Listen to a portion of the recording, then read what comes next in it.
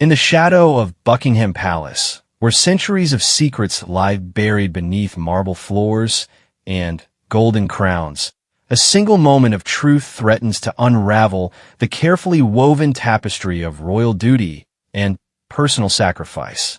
When Prince William discovers evidence that challenges everything he believed about family loyalty and the price of the crown, he must choose between protecting the monarchy's future and confronting a painful truth that could change the House of Windsor forever.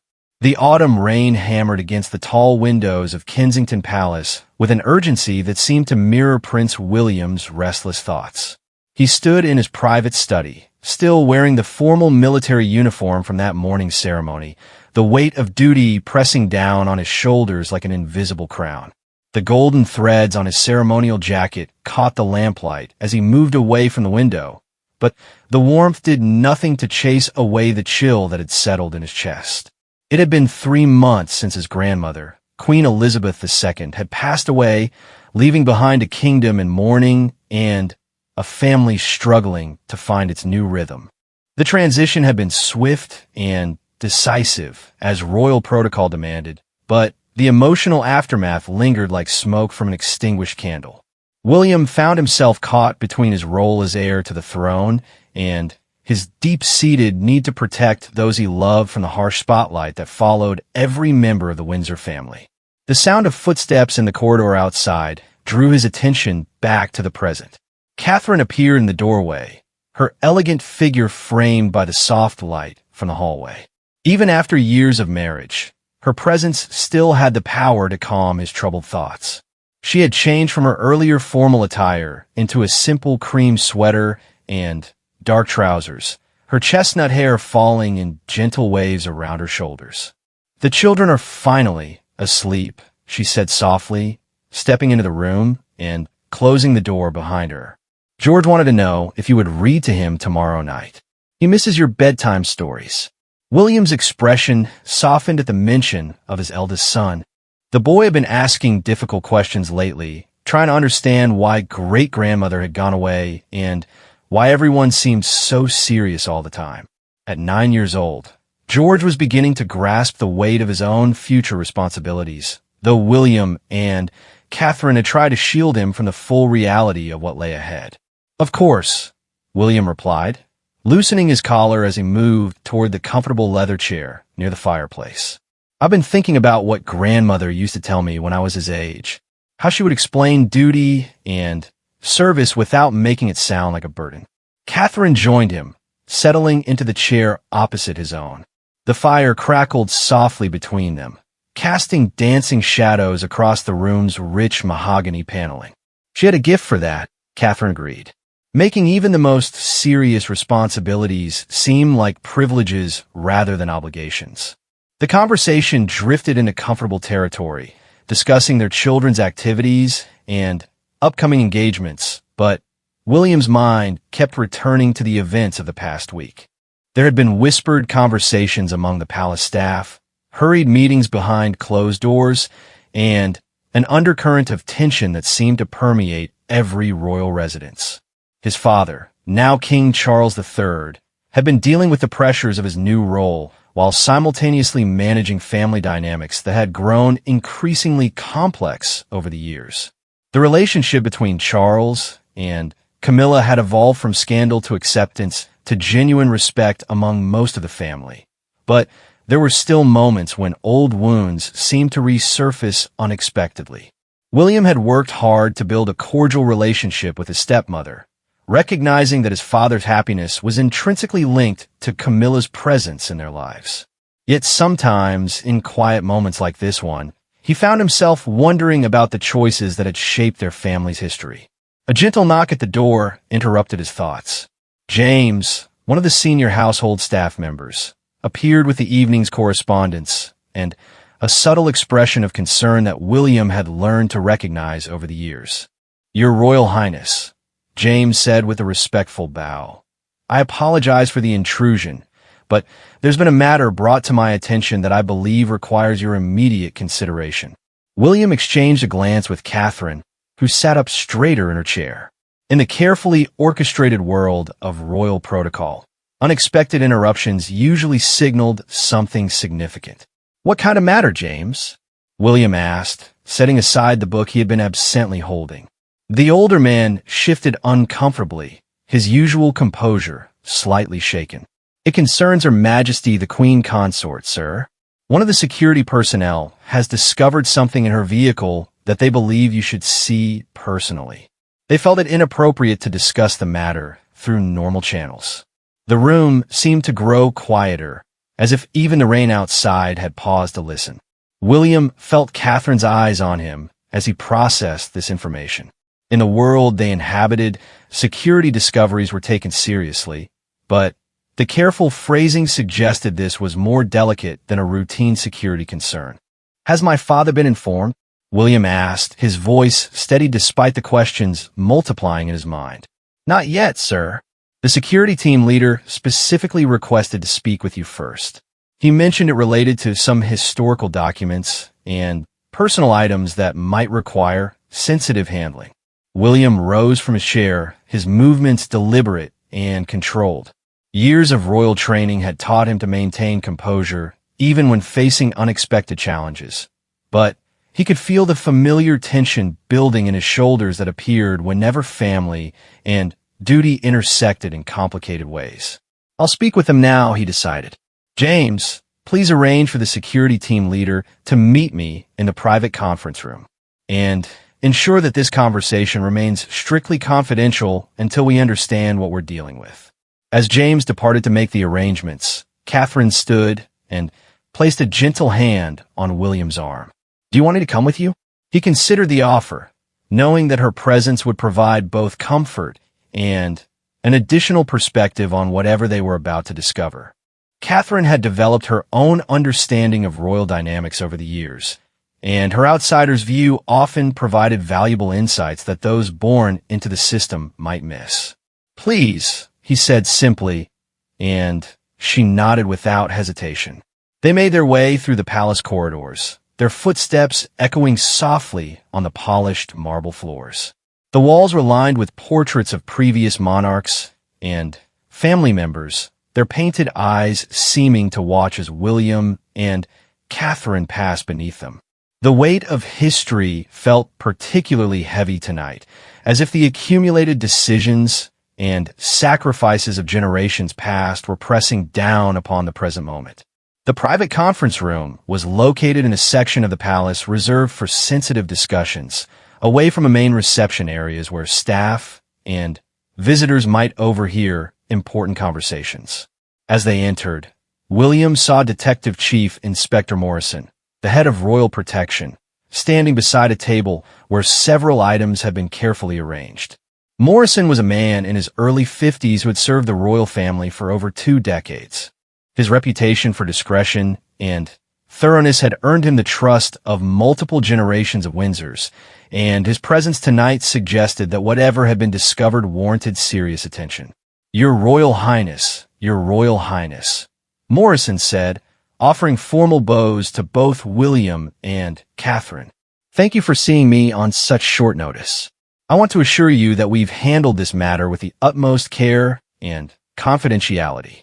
"Please, tell me what's happened," William replied, taking a seat at the table and gesturing for Catherine to join him. Morrison cleared his throat before beginning.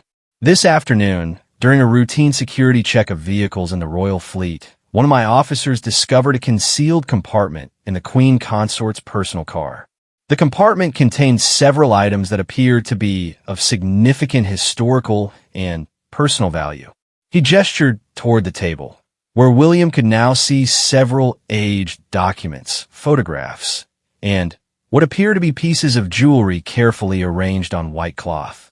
Even from a distance, he could sense that these items carried weight beyond their physical presence. The documents appear to be correspondence dating back several decades. Morrison continued. Some of the letters bear the seal and signature of the late Princess of Wales. There are also photographs that seem to document private family moments, and several pieces of jewelry that our preliminary research suggests may have belonged to Princess Diana. The mention of his mother's name hit William like a physical blow. Even after all these years, unexpected references to Diana could still catch him off guard, particularly when they appeared in contexts that seemed to challenge the carefully constructed narrative of healing and moving forward that the family had worked so hard to establish. Catherine reached over and placed her hand over his, a gesture of support that grounded him in the present moment. He drew a deep breath and looked more closely at the items on the table, trying to process their significance. "Have you examined the contents of the correspondence?" he asked, his voice carefully controlled.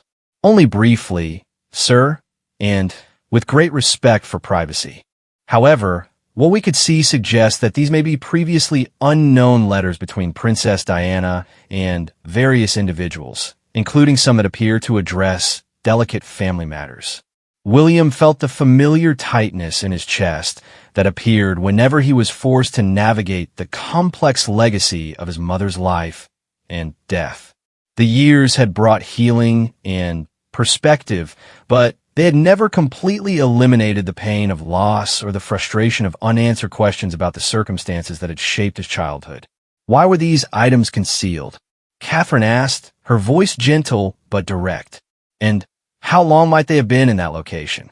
Morrison consulted his notes before responding. "The compartment appears to have been professionally installed, suggesting this was not a temporary hiding place. Based on the condition of the items and the type of concealment used, our preliminary assessment suggests they may have been there for several years, possibly longer." The implications of this information settled over the room like a heavy blanket. If these items had indeed been hidden for years, it raised questions about when and why they've been placed there and what had motivated such careful concealment. William found himself considering possibilities that made him profoundly uncomfortable. "I need to examine these materials myself," he said finally. "But I want to understand the full scope of what we're dealing with before making any decisions about next steps." Morrison nodded and carefully moved the first document closer to William. It was a letter written in his mother's distinctive handwriting, the blue ink still vibrant against the cream-colored stationery that Diana had favored. Even seeing those familiar loops and curves brought back memories of birthday cards and notes she had left for him and Harry when they were children. As William began to read, he felt Catherine's supportive presence beside him, but the words on the page seemed to transport him to a different time and place. The letter was addressed to someone referred to only as "my dearest friend," and the content suggested an intimate conversation about family dynamics and personal struggles that Diana had apparently shared with a trusted confidant. The letter spoke of feeling isolated within the royal system, of struggling to protect her sons from the pressures and expectations that came with their positions, and of her determination to ensure that they grew up with a sense of normalcy and genuine human connection. It was vintage Diana, full of warmth and vulnerability, but also tinged with the sadness that had marked her later years. But it was the final paragraph that made William's hands tremble slightly as he held the delicate paper. Diana had written about her concerns regarding certain individuals within the royal circle, expressing worry about influences that might affect her son's futures. She mentioned her intention to document important information as a form of protection, ensuring that the truth about various family matters would be preserved regardless of what might happen to her personally. "There are more letters," Morrison said quietly, observing William's reaction to the first document, "and the photographs appear to show private family moments that were never made public. Some include individuals who became significant figures in the royal family story after Princess Diana's death." William set down the letter and looked at Catherine, seeing his own concern reflected in her expression. They were clearly dealing with something that went far beyond a simple discovery of forgotten memorabilia. These items represented a potential window into family history that could either provide closure or reopen wounds that had taken years to heal. "I want to see everything," William said, his voice firm despite the emotional turbulence he felt inside. "All of it. And I want your team to conduct a thorough analysis of how these items came to be in their current location. I need to understand not just what we found, but how and why it was hidden. As Morrison began to arrange the additional materials for examination, William found himself thinking about the difficult conversation he would inevitably need to have with his father and stepmother. The discovery of these items raised questions that couldn't be ignored, but addressing them would require careful consideration of both family relationships and the broader implications for the monarchy's stability. The rain continued to fall outside the palace windows, and William realized that this night was likely to mark the beginning of a journey that would test everything he had learned about duty, family, and the delicate balance between personal truth and public responsibility. As he prepared to examine the remaining documents, he silently hoped that whatever revelations lay ahead would ultimately bring healing rather than further division to a family that had already endured more than its share of public scrutiny and private pain. The weight of the crown had never felt heavier than it did in that moment, as William faced the possibility that the past was about to reshape the present in ways he could never have imagined. The morning light filtered through the heavy curtains of the palace library, casting long shadows across the leather-bound volumes that lined the walls from floor to ceiling. William had spent most of the night in this room, carefully examining each document and photograph that Detective Chief Inspector Morrison had presented. Catherine had remained by his side until the early hours before finally retiring to check on their children, leaving William alone with a weight of discovery that seemed to grow heavier with each revelation. The documents told a story that was both familiar and shocking in its intimate details. His mother's correspondence revealed a woman who had been far more aware of the political undercurrents within the royal family than many had realized. Diana had documented conversations, saved copies of important communications, and maintained what appeared to be a careful record of events that she believed might someday prove significant for her son's futures. Among the most disturbing discoveries were photographs that showed family gatherings from the years following Diana's divorce from Charles, including images that captured private moments between Charles and Camilla during a period when their relationship was supposed to be concluded. The timestamps on several photos contradicted the official narrative that had been presented to both the family and the public about the nature and timeline of that relationship. William rubbed his tired eyes and reached for his third cup of coffee, the bitter taste doing little to ease the frustration building in his chest. He had always prided himself on his ability to compartmentalize family history and focus on the future, but these revelations challenged his capacity for diplomatic acceptance. The evidence suggested that lies had been told, not just to the public, but to him and Harry during some of the most difficult periods of their young lives. A soft knock at the library door interrupted his brooding thoughts. James entered carrying a breakfast tray and wearing the carefully neutral expression that senior palace staff had perfected over decades of service. "Your Royal Highness," James said, setting the tray on a side table near William's chair. "I've taken the liberty of bringing your usual breakfast, though I suspect you haven't had much appetite this morning." William looked up from the document he had been reading, a letter from Diana to an unnamed friend expressing her fears about being systematically excluded from important decisions regarding her son's upbringing. "You will be correct about that, James, though I appreciate the gesture. If I may ask, sir, how do you intend to proceed with the matter from last evening?" The question hung in the air between them, loaded with implications that both men understood. James had served the royal family long enough to recognize when discoveries of this magnitude could potentially destabilize carefully maintained relationships and public perceptions. "I'm not entirely sure yet," William admitted, surprising himself with his candor. James had earned his trust over the years, and sometimes honest conversation with someone outside the immediate family circle provided valuable perspective. "But I know I can't simply pretend this information doesn't exist." James nodded thoughtfully. "Might I suggest, sir, that you consider the various audiences who could be affected by whatever action you choose to take? Your family, certainly, but also the institution itself, and perhaps most importantly, your own sons as they grow older." It was precisely the kind of guidance that William had come to value from the longtime palace employee. James understood the delicate balance between personal truth and institutional stability that defined royal life, and his suggestion carried the weight of decades of experience in managing sensitive family matters. William stood and walked to the tall windows that overlooked the palace gardens, where early morning gardeners were already tending to the precisely maintained flower beds and hedgerows. The sight of this orderly world continuing its routine provided a stark contrast to the chaos he felt inside. The children, William said, half to himself and half to James. George is already starting to ask questions about family history, about his great-grandmother, and the stories he hears from classmates who've read things online.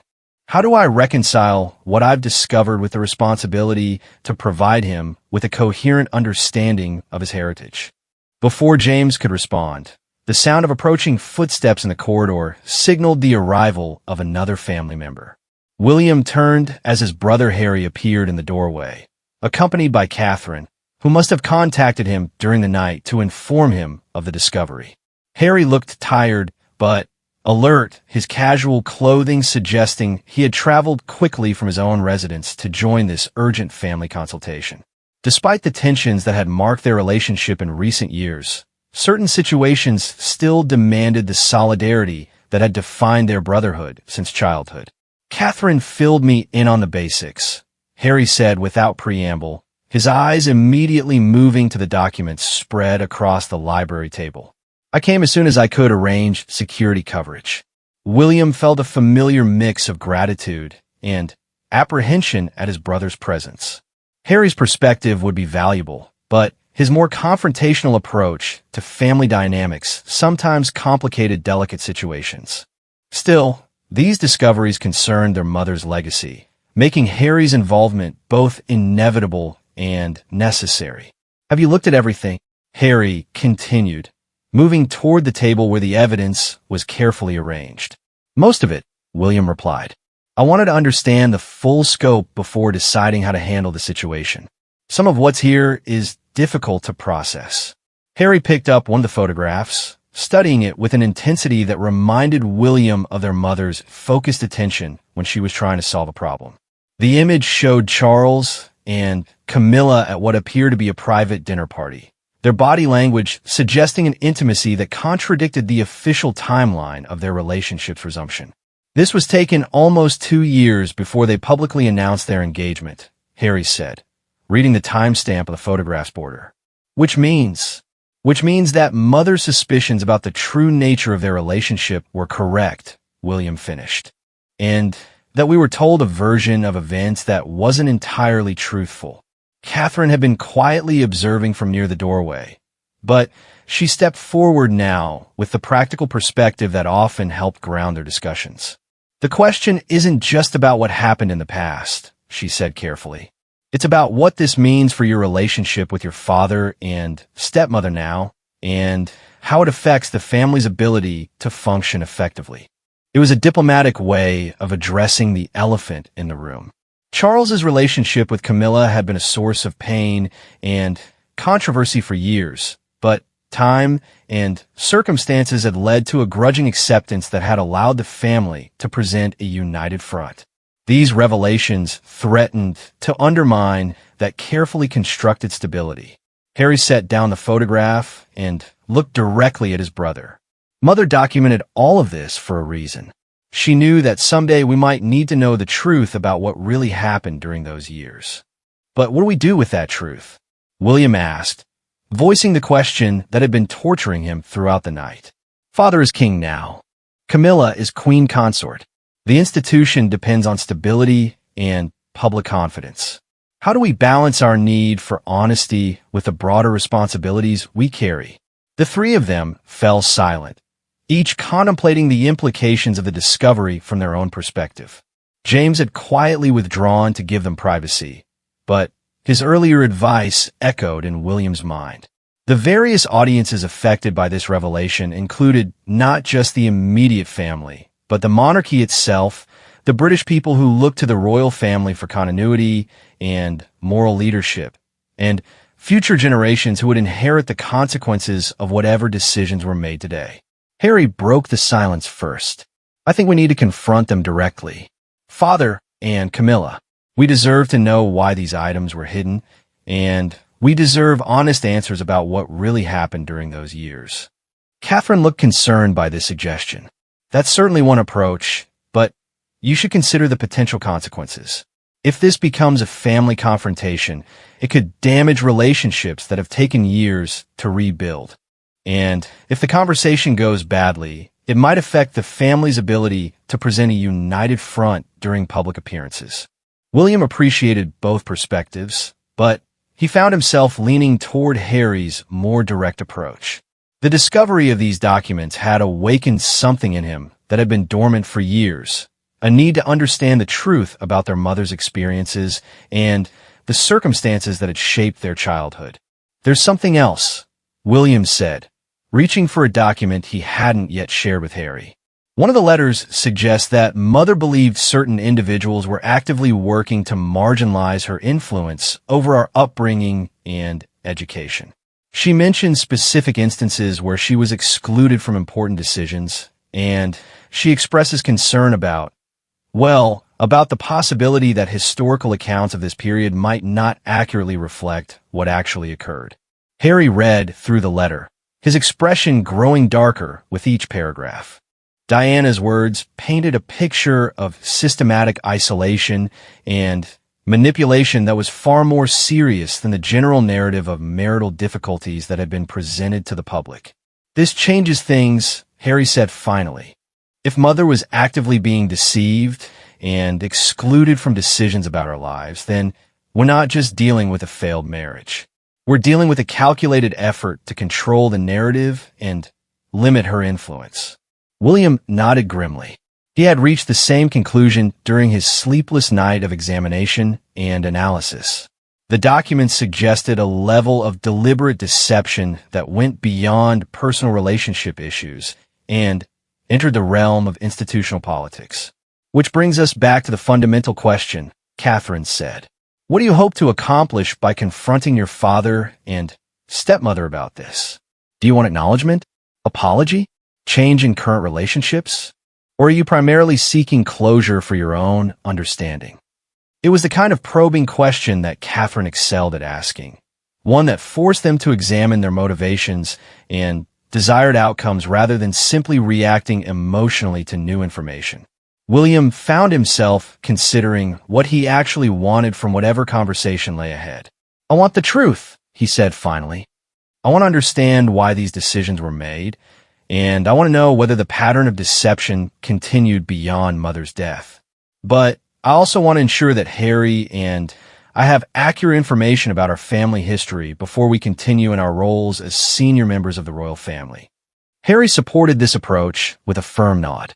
We can't make informed decisions about our own futures if we don't understand the truth about our past. And we can't effectively represent the monarchy if we don't know what we're actually representing. Catherine looked between the two brothers, recognizing the determination that had clearly crystallized overnight. Then, you need to plan this conversation very carefully. Consider the setting, the timing, and, most importantly, the tone you want to establish. This could either lead to greater family understanding, or it could create permanent divisions. William appreciated her caution, but he felt a growing sense of urgency about addressing these revelations. The longer they waited, the more difficult it would become to have an honest conversation about events that were already decades in the past. I want to speak with them today, he decided. Both of them together. I want to present the evidence and ask for their account of what happened. And I want to do it in a setting where we can have complete privacy and honesty. Harry agreed with the timeline, though Catherine still looked concerned about the potential for unintended consequences. She understood better than most how family dynamics could rapidly spiral beyond anyone's control, particularly when long-buried grievances were suddenly brought into the light. Will you tell them in advance what the meeting is about? She asked. William considered this question carefully. Giving Charles and Camilla advance warning would allow them to prepare their responses, but It might also give them an opportunity to coordinate their stories or deflect responsibility for the hidden documents. I think I'll simply tell Father that we've discovered some materials related to Mother's estate that require family discussion, William said. That's truthful without being specific enough to allow for preparation. As they finalized plans for the confrontation that would take place later that day, William found himself thinking about the broader implications of what they were about to undertake. These revelations had the potential to alter not just his understanding of family history, but his relationship with his father during a critical period of Charles's reign. The weight of responsibility felt heavier than ever as William contemplated the delicate balance between personal truth and institutional stability that would define whatever happened next. The crown that would someday rest on his head seemed to grow heavier with each difficult decision, each moment when duty and personal conviction threatened to pull him in different directions. But as he looked at the evidence spread across the library table, William knew that avoiding this confrontation would be a betrayal of both his mother's memory and his own integrity. Some truths were too important to remain buried, regardless of the discomfort they might cause for those who had worked so hard to keep them hidden. The afternoon sun cast shifting patterns through the tall windows of Highgrove House, Charles's private residence where the family meeting had been arranged. William had chosen this location deliberately, knowing that the more informal setting might encourage honest conversation while still providing the privacy necessary for such a delicate discussion. The drive from London had given him time to rehearse his approach, though he suspected that no amount of preparation could fully ready him for what lay ahead. Charles and Camilla were waiting in the comfortable sitting room that overlooked the famous organic gardens, both dressed casually, but with the subtle formality that never entirely left their bearing. Camilla appeared relaxed, perhaps assuming this was simply another family gathering, while Charles showed the slight tension around his eyes that had become more pronounced since assuming the throne. "William, Harry," Charles said, rising to greet his sons with the careful warmth that had characterized their relationship in recent years. "Catherine, thank you for joining us. I must admit, your request for this meeting was rather mysterious." William exchanged a glance with Harry, who had traveled separately but arrived just minutes earlier. Catherine took a seat slightly apart from the main conversation area, positioning herself where she could observe and provide support without becoming the focus of what promised to be a difficult family discussion. "Thank you for agreeing to meet on such short notice. Father," William began, setting a leather portfolio on the coffee table between them. "What we need to discuss concerns some recently discovered materials that relate to our family history, particularly the period surrounding Mother's final years." The subtle change in Camilla's expression didn't escape William's notice. A momentary tightening around her eyes suggested that his words had triggered some form of recognition or concern, though she quickly restored her composed demeanor. "Materials?" Charles asked, settling back into his chair with the guarded curiosity of someone who had learned to be cautious about unexpected revelations. "What sort of materials?" Rather than answer immediately, William opened the portfolio and withdrew the first document, one of Diana's letters that contained specific references to feeling deliberately excluded from important family decisions. He handed it to his father without comment, watching carefully as Charles began to read. The silence in the room grew heavy as Charles absorbed the content of his former wife's handwriting. William could see the exact moment when recognition dawned, followed by what appeared to be resignation mixed with apprehension. When Charles looked up from the letter, his expression had become carefully neutral, but William could detect the underlying tension. "Where did you find this?" Charles asked quietly. "That's actually part of what we need to discuss," Harry interjected, his tone more confrontational than William might have preferred. These documents were discovered in a concealed compartment in Camilla's car during a routine security check. Camilla straightened her chair, her composure finally showing cracks. "That's not possible. There must be some mistake."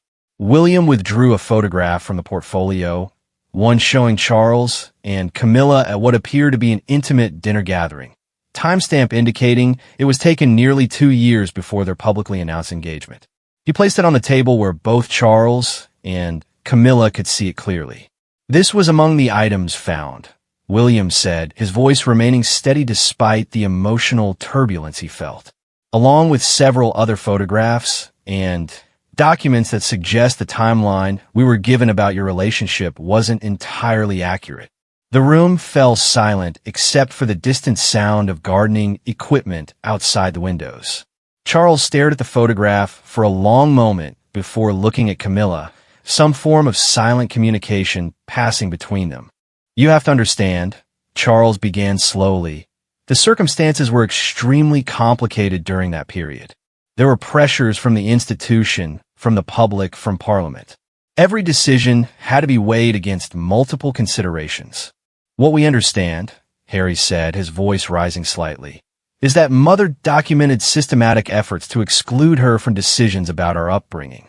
And these documents suggest that you and Camilla were maintaining a relationship while publicly denying it, during a time when Mother was being portrayed as unstable and difficult.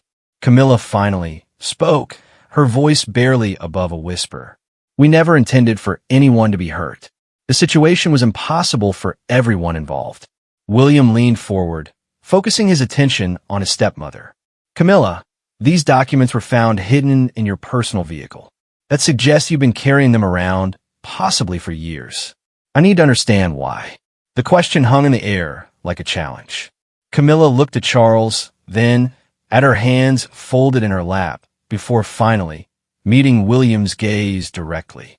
After Diana died, she said carefully, there were investigations, inquiries into various aspects of what had happened. I was concerned that certain documents might be misinterpreted or taken out of context. I thought it was better to keep them secure rather than risk them falling into the wrong hands. Whose wrong hands? Catherine asked quietly, speaking for the first time since the formal greetings.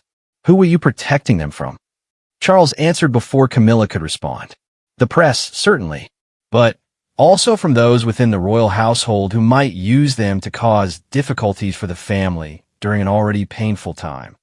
William studied his father's expression, trying to determine how much of this explanation was truthful and how much was carefully constructed deflection. Father, one of Mother's letters specifically mentions her belief that information about this period might be deliberately suppressed or misrepresented. She wrote about documenting events as a form of protection for Harry and me. Did you know about her concerns? The directness of the question seemed to catch Charles off guard. He was quiet for several moments, clearly weighing his response carefully. Your mother was deeply troubled during those final years, Charles said finally. She believed that various people were working against her, sometimes when they were actually trying to help. Her perspective on events wasn't always entirely accurate. Harry stood abruptly, his patience clearly exhausted. Are you suggesting that Mother was paranoid? That her documented concerns about being lied to and excluded were just products of her imagination?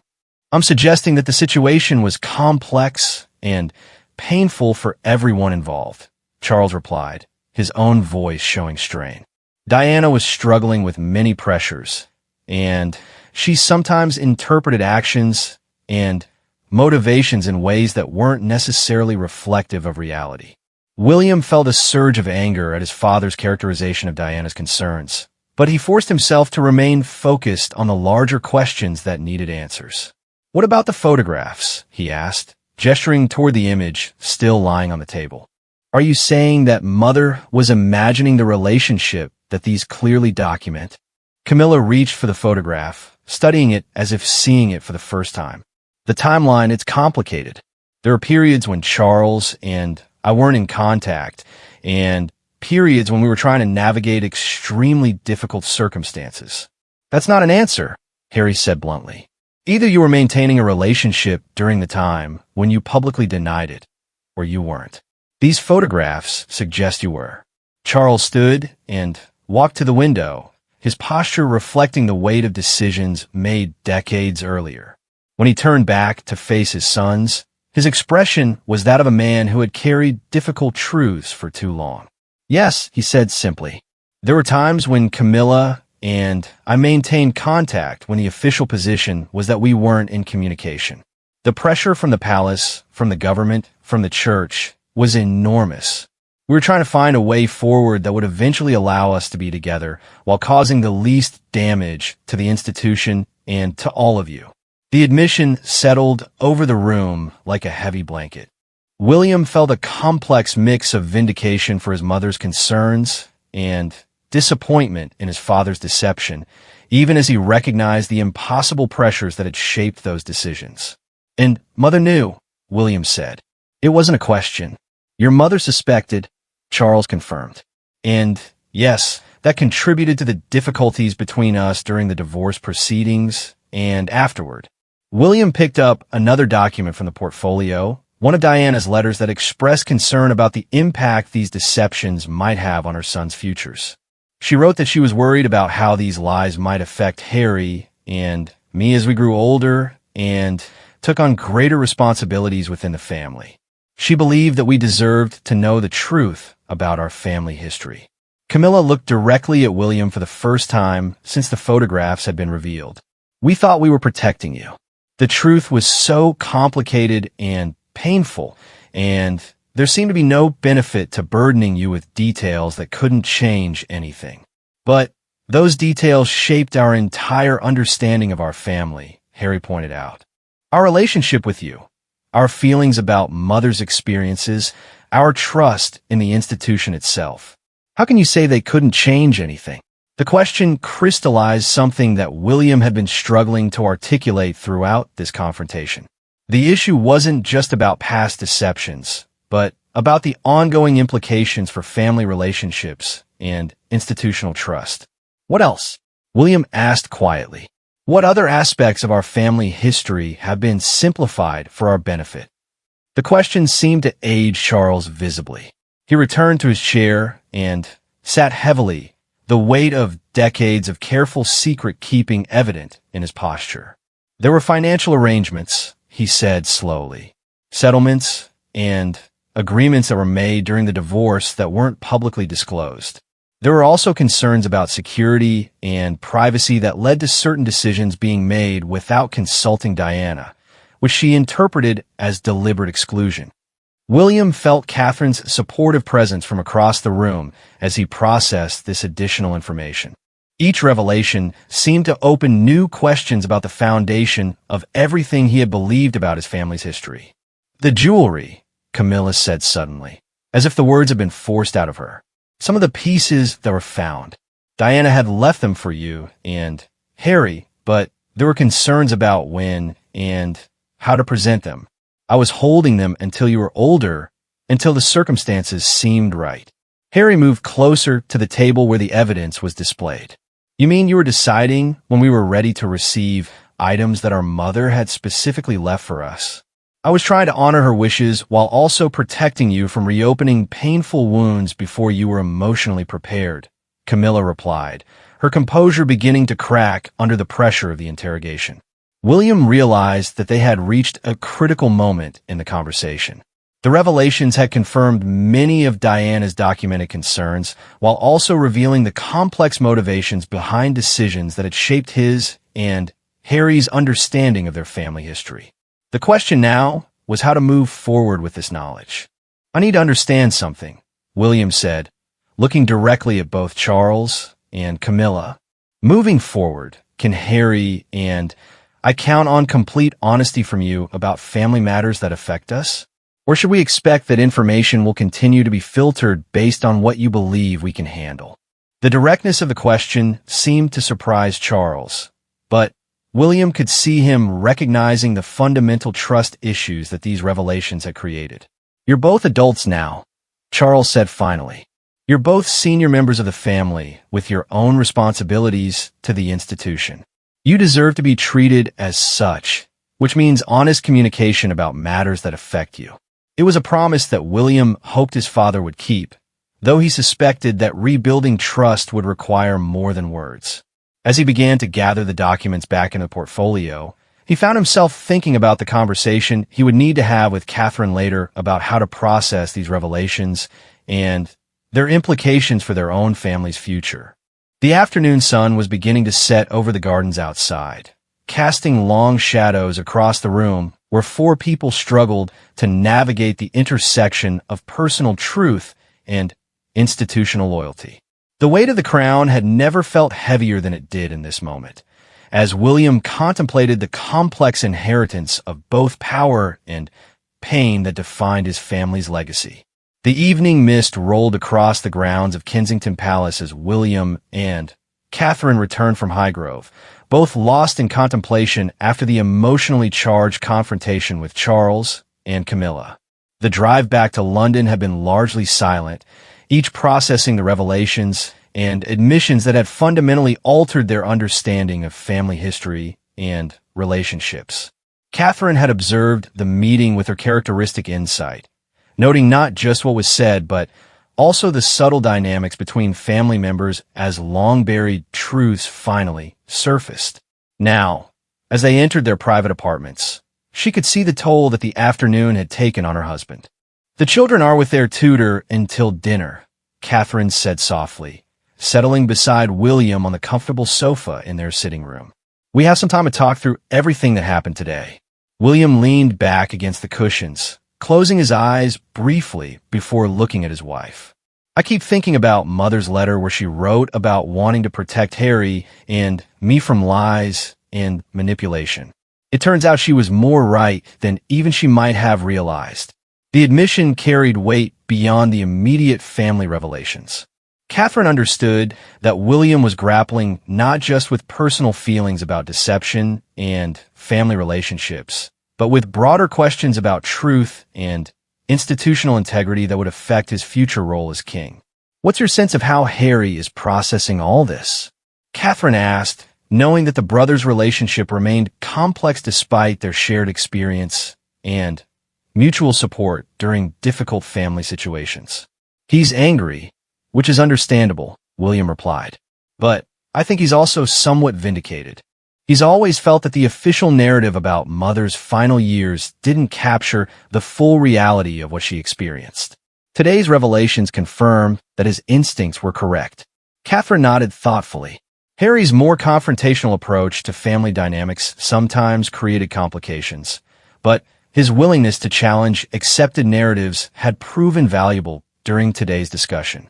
"And how are you feeling about your father and Camilla?" she asked gently. William was quiet for several moments, clearly trying to organize complex and sometimes conflicting emotions. Disappointed, certainly, but also, I'm beginning to understand the impossible position they were in during those years. The pressure from the institution, from Parliament, from the church, from public opinion, they were trying to navigate competing demands that might not have had any completely satisfactory resolution. It was a nuanced perspective that reflected William's growing maturity as both a family member and a future monarch. Catherine appreciated his ability to recognize complexity even while acknowledging the pain caused by deception. "That doesn't excuse the lies," William continued, "but it helps me understand why they made the choices they did. What's more difficult for me is accepting that they continued to filter information to Harry and me long after we were adults capable of handling complex truths." This observation highlighted one of the more troubling aspects of the day's revelations. The discovery of hidden documents and concealed relationships was painful enough, but the realization that information had been systematically controlled raised questions about ongoing family dynamics and institutional trust. A gentle knock at the door interrupted their conversation. James entered carrying a tea service and wearing an expression that suggested he had news to share. "Your Royal Highness," he said, setting the tray on the side table. "I've received a call from His Majesty's private secretary. The King would like to arrange a follow-up conversation with you and Prince Harry, preferably tomorrow morning. He indicated that there are additional matters he feels should be discussed in light of this afternoon's conversation."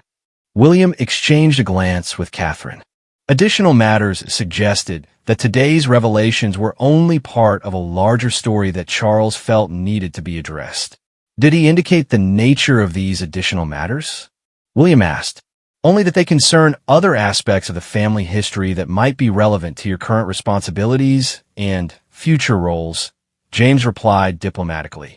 After James departed, Catherine moved closer to William on the sofa.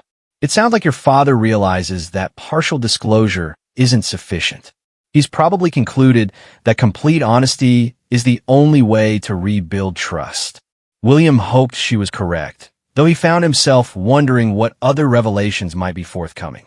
The day had already challenged his understanding of family history in fundamental ways, and the prospect of additional disclosures was both appealing and daunting. "There's something else I need to consider," William said, reaching for Catherine's hand. "How do we handle this information in relation to our own children?" George is already asking sophisticated questions about family history, and he's going to continue growing up in the public where these stories eventually become part of the historical record. It was a question that Catherine had been anticipating throughout the day. Their children would inevitably encounter various narratives about their grandmother and the circumstances surrounding her life and death, and having accurate information would be crucial for helping them navigate those complex legacies. "I think we owe them the truth, presented in age-appropriate ways as they mature," Catherine said. "But we also owe them the context to understand why certain decisions were made and how the pressures of royal life influenced those choices." William appreciated her balanced perspective, though he recognized the challenges inherent in explaining family dysfunction and institutional politics to children who were still developing their own sense of identity and belonging. "One of the things that struck me most powerfully today," William continued, "was realizing how much Mother understood about the forces she was dealing with.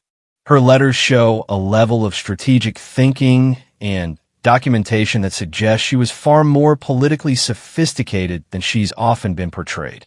This observation reflected something that had become increasingly clear throughout the day's revelations.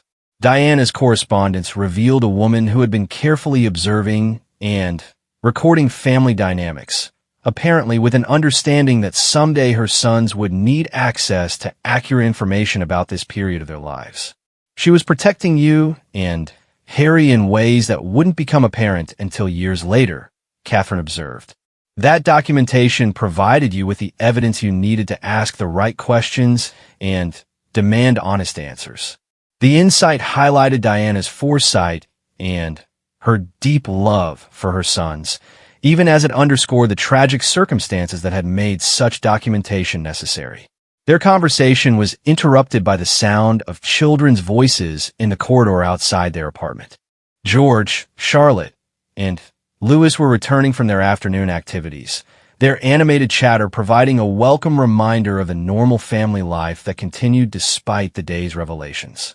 "Papa, Mama," Charlotte called as she entered the sitting room, still wearing her riding clothes from an afternoon lesson at the palace stables.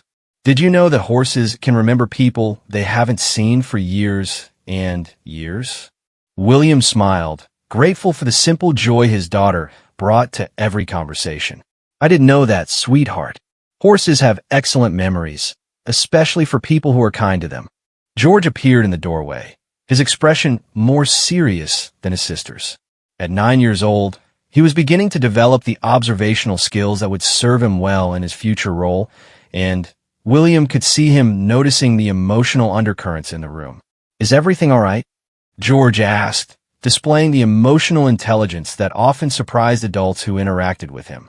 William and Catherine exchanged a glance, silently communicating about how much to share with their eldest son. They had always tried to maintain honest communication while protecting their children from unnecessary worry about adult concerns. "We've been having some important family conversations today," William said carefully. "Sometimes adults need to discuss complicated things about family history, just like you sometimes need to talk with us about situations at school that are confusing or difficult." George nodded, apparently satisfied with this explanation.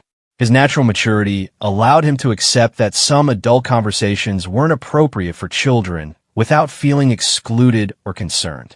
Louis burst into the room at that moment, full of energy from his own afternoon activities, and the family dynamic shifted toward the comfortable chaos of dinnertime preparations and homework supervision. William found himself grateful for these moments of normalcy that provided respite from the weight of institutional responsibilities and family complexities. Later that evening, after the children were settled for the night, William returned to his study to call Harry and discuss their father's request for another meeting. Harry answered on the first ring, suggesting he had been expecting the call. "So father wants to continue our conversation," Harry said without preamble. "I have to admit, I'm curious about what other revelations he thinks we need to hear." "Catherine thinks he's realized that partial disclosure won't rebuild trust," William replied. "That complete honesty is the only way forward." "Let's hope she's right," Harry said, though his tone suggested some skepticism. "Though I have to say, I'm impressed that he admitted as much as he did today. I expected more denial and deflection." William agreed, recognizing that Charles's willingness to acknowledge past deceptions represented a significant departure from the family's traditional approach to managing difficult truths. "The question is what we do with all this information going forward," William continued. "How do we rebuild family relationships while also ensuring that this pattern of deception doesn't continue?" "We hold them accountable," Harry replied simply. "We make it clear that our continued participation in family activities and royal duties depends on honest communication about matters that affect us." It was a more confrontational approach than William might naturally prefer, but he recognized the wisdom in establishing clear expectations for future interactions. As their conversation continued, William found himself thinking about the broader implications of the day's events for the monarchy itself. The revelations had highlighted the tension between personal truth and institutional stability that defined royal life, but they had also demonstrated the possibility of finding ways to honor both values simultaneously. The evening light was fading outside his study windows as William concluded his call with Harry and prepared for another restless night of contemplation. Tomorrow's meeting with their father would likely bring additional revelations that would further challenge their understanding of family history. But William felt more prepared now to navigate whatever truths emerged. The weight of the crown that would someday rest on his head felt different now. Heavier in some ways because of the knowledge he had gained, but also more authentic because it was based on truth rather than carefully constructed narratives. As he prepared for bed, William reflected on his mother's wisdom in documenting the truth for her sons, even when doing so required her to anticipate painful revelations that would only emerge years after her death. The path forward would require careful navigation of family relationships and institutional responsibilities, but William felt confident that truth, however complex and painful, provided a stronger foundation for the future than the well-intentioned deceptions that had shaped the past. The morning sun cast long rays through the windows of Windsor Castle's private family dining room, where Charles had requested this final conversation take place. The setting felt appropriate for what would hopefully be a complete resolution of the questions that had emerged from the previous day's revelations. William and Harry arrived together, both wearing the composed expressions they had learned to maintain during difficult family discussions. Charles was already seated at the oval table, with several manila folders arranged before him. His appearance suggested a sleepless night of careful consideration about how much additional truth he was prepared to share.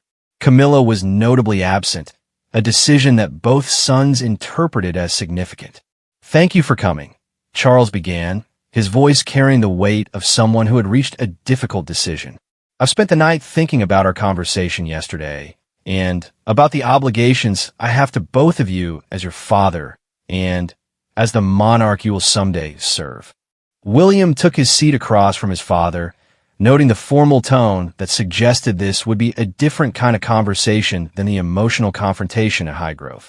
"I've realized that partial disclosure is not only unfair to you both, but it's also counterproductive for the institution we all serve," Charles continued. "If you're going to effectively carry out your future responsibilities, you need complete information about the family's history, including aspects that are difficult or embarrassing." Harry leaned forward slightly, his attention focused intently on their father. What kind of additional information are we talking about? Charles opened the first folder and withdrew a document that appeared to be some form of official correspondence. After your mother's death, there was a comprehensive review of all family financial arrangements, security protocols, and institutional relationships. This review uncovered several matters that had been handled irregularly during the years leading up to the divorce. The clinical tone couldn't mask the significance of what Charles was suggesting. Irregular handling of family matters implied potential misconduct or at least serious errors in judgment that had been kept from public scrutiny. Financial irregularities?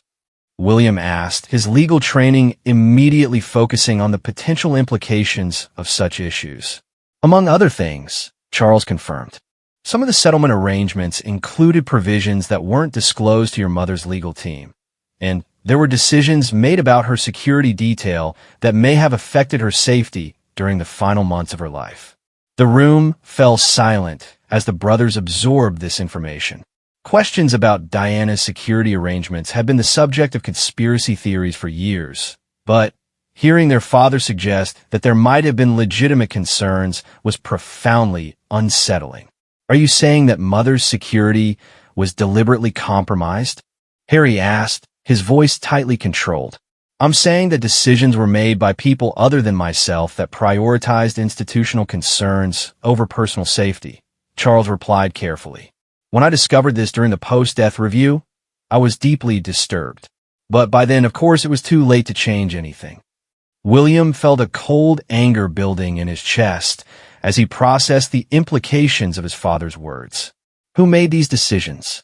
And why weren't you involved in matters affecting Mother's safety? Charles looked directly at his eldest son, his expression reflecting years of guilt and frustration. The decisions were made by a combination of government security officials and senior palace administrators who believed they were acting in the best interests of the monarchy. I was informed after the fact, when changing the arrangements would have required explanations that were deemed politically problematic. The explanation revealed a level of institutional dysfunction that went far beyond the personal relationship issues that had dominated public narratives about this period. William began to understand why his mother had felt so isolated and why she had been so concerned about documenting events for her son's future reference. There's more, Charles said, opening the second folder. The review also uncovered evidence that some members of the household staff were providing information about your mother's activities to outside parties, including journalists and political figures who were hostile to her public role. Harry stood abruptly and walked to the window, his composure finally cracking under the weight of these revelations. So Mother was right about feeling watched and betrayed. She wasn't paranoid. She was actually being spied on by people she trusted. Yes, Charles said simply. And when she tried to raise concerns about these issues, she was told that her fears were unfounded or exaggerated. The review found that her instincts about being monitored and undermined were largely accurate. William struggled to process the magnitude of what his father was revealing. Each new disclosure painted a picture of systematic betrayal and institutional failure that made Diana's documented fears seem not just reasonable, but prescient. Why are you telling us this now? William asked. These investigations happened years ago. Why wasn't this information shared with us when we became adults? Charles was quiet for several moments before responding. Because I was afraid that knowing the truth would make it impossible for you to serve the institution that had failed your mother so badly. I thought that your ability to represent the monarchy effectively might be compromised if you understood the full extent of what had happened.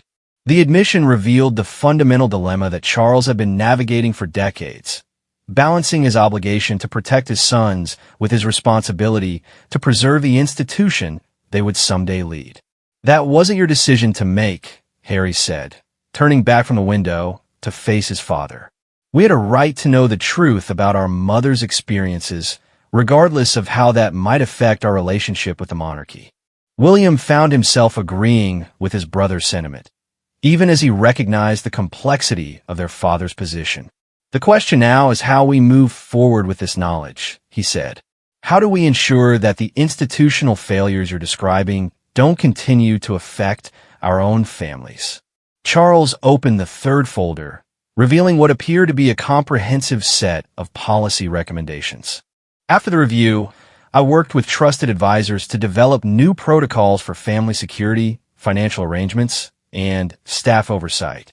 These changes were implemented gradually over the past decade, though I realize that doesn't address the historical injustices your mother experienced. William examined the policy documents, recognizing that they represented a serious attempt to address the systemic issues that had contributed to Diana's isolation and vulnerability. The reforms appeared comprehensive, covering everything from security briefings to staff background checks to financial transparency requirements. These changes are important, William acknowledged, but they don't address the question of accountability for what happened to Mother. Were any of the people responsible for these failures held accountable? The question clearly made Charles uncomfortable, but he answered directly. Some staff members were quietly dismissed or reassigned. However, the government officials involved were never formally sanctioned, and the broader institutional culture that enabled these failures took years to change. Harry returned to the table, his expression reflecting the same mix of anger and resignation that William felt. So the people who betrayed Mother and potentially contributed to her death faced no real consequences for their actions. That's correct, Charles admitted. And that failure of accountability is something I've regretted every day since learning the full truth about what happened. The brothers sat in silence, processing not just the specific revelations, but their broader implications for family relationships and institutional trust. William found himself thinking about his own children and the importance of ensuring that they would never face the kind of betrayal and isolation that their grandmother had experienced. There's one more thing, Charles said, reaching for a fourth folder that he had left unopened until now. Your mother left detailed instructions about how she wanted certain information to be shared with you when you reached adulthood. Some of those instructions were delayed in their implementation. The folder contained several letters in Diana's handwriting, sealed in individual envelopes marked with William and Harry's names.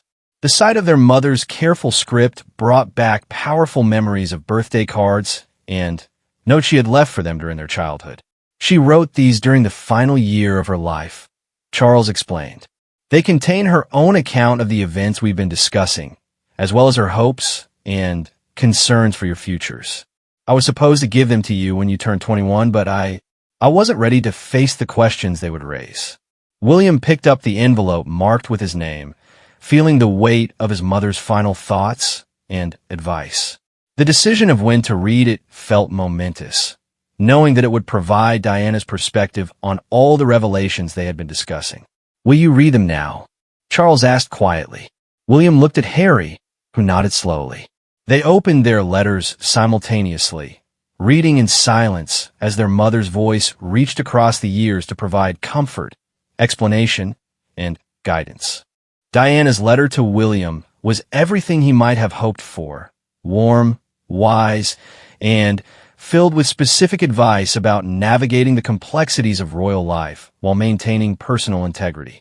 She wrote about the importance of finding trusted advisors, of questioning institutional wisdom when it conflicted with moral principles, and of remembering that the crown was meant to serve the people rather than the other way around. But it was her final paragraph that brought tears to his eyes. Diana had written about her hopes that William would find a way to honor both family loyalty and personal truth, and that he would use his position to ensure that future generations of royals would be protected from the kind of systematic deception and betrayal that had characterized her own experience. When both brothers had finished reading, they sat in contemplative silence for several minutes. The letters provided not just closure, but also direction for how to move forward with the knowledge they had gained. She knew, Harry said finally. She knew that someday we would learn the truth about what happened, and she wanted to make sure we understood her perspective and her hopes for our futures. William folded his letter carefully, feeling as though he had received a final gift from his mother. She also wanted us to forgive, he said, looking at his father. She wrote that understanding the pressures and limitations that shaped difficult decisions was important for healing and moving forward. Charles's relief at these words was visible, though William could see that his father understood forgiveness would be a process rather than a single moment of absolution. "So, where do we go from here?" William asked, addressing both his father and his brother. "We move forward with complete honesty," Charles said. "No more filtered information, no more delayed revelations. You both deserve to be full partners in family decisions that affect you. And we work to ensure that the reforms you've implemented actually prevent these kinds of institutional failures from happening again," Harry added. "Not just for our own families, but for anyone who serves the crown." William nodded, feeling that they had reached a resolution that honored both truth and reconciliation. The path forward wouldn't be easy, and rebuilding complete trust would take time, but the foundation had been laid for a more honest and transparent family relationship. As they prepared to leave Windsor Castle, William reflected on the journey that had begun with the discovery of hidden documents and culminated in his mother's final letters. Diana's wisdom and foresight had provided not just answers to long-standing questions, but also guidance for navigating the complex intersection of personal truth and institutional duty that would define his own reign. The weight of the crown felt different now, heavier because of the knowledge he carried, but also more meaningful because it was grounded in truth rather than carefully constructed narratives. As William drove back to London with Catherine and their children waiting at home, he felt confident that the painful revelations of the past few days had ultimately strengthened rather than weakened his commitment to serving both his family and his future subjects with integrity and compassion. The legacy of Diana's courage in documenting truth would continue to guide her sons as they worked to build a monarchy worthy of the people it served, ensuring that the mistakes of the past would not be repeated in the future.